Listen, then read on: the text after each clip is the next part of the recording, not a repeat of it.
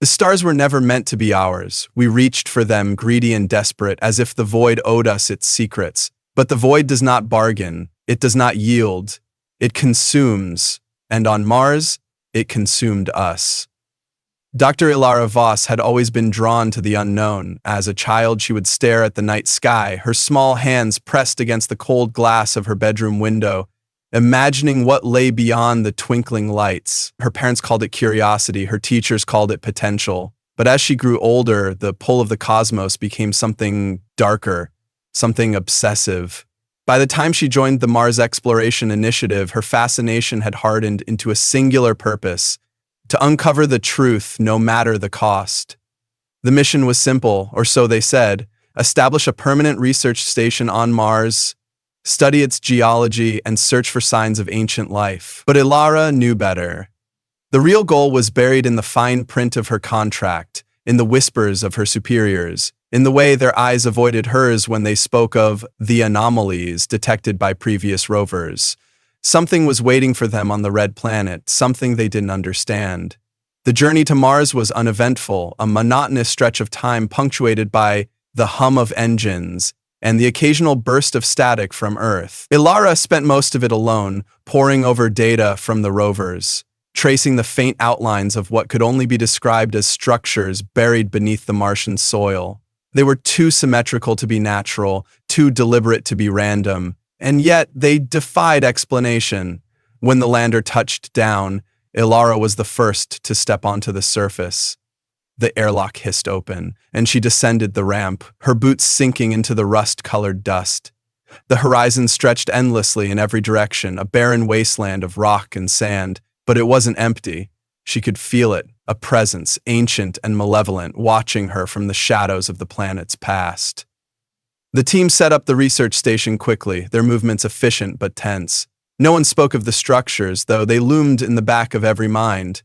For weeks, they worked in silence, drilling into the soil, analyzing samples, and mapping the terrain. And then, on the 47th day, they found it. It was Ilara who made the discovery. She had been following a faint magnetic anomaly, her instruments leading her deeper into a network of caves beneath the surface. The walls were smooth, too smooth, as if they had been carved by something other than wind or water. And then she saw it, a door. It was massive, towering over her like the entrance to some forgotten cathedral. The surface was covered in symbols, intricate and alien, their meaning just beyond the edge of comprehension. She reached out, her gloved hand brushing against the cold metal, and the door began to open. The air inside was thick, heavy with the weight of ages. The walls pulsed faintly, as if alive, and the floor was littered with the remains of creatures she couldn't identify. But it was the center of the chamber that held her attention.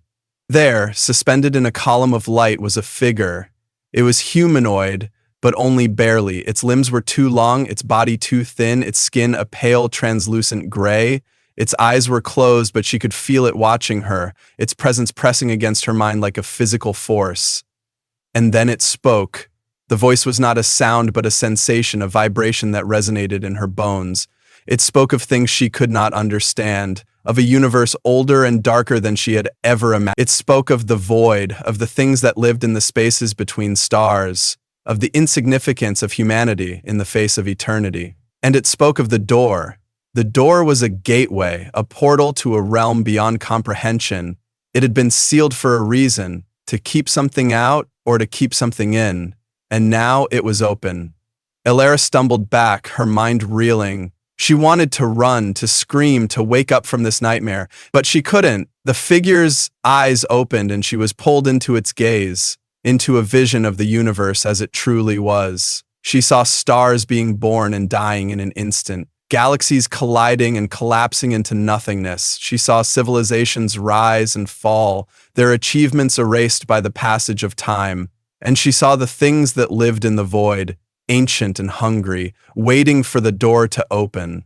When she came to, she was back in the research station. The others were gathered around her, their faces pale and drawn.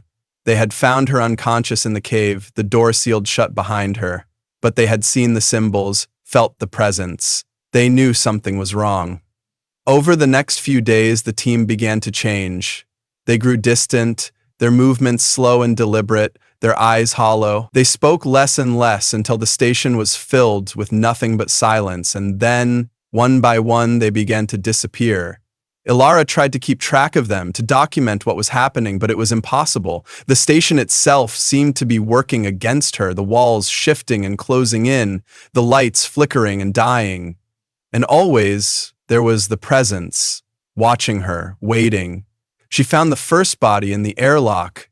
It was Dr. Hargrove, the team's geologist. His body was twisted, his limbs bent at impossible angles, his face frozen in a mask of terror.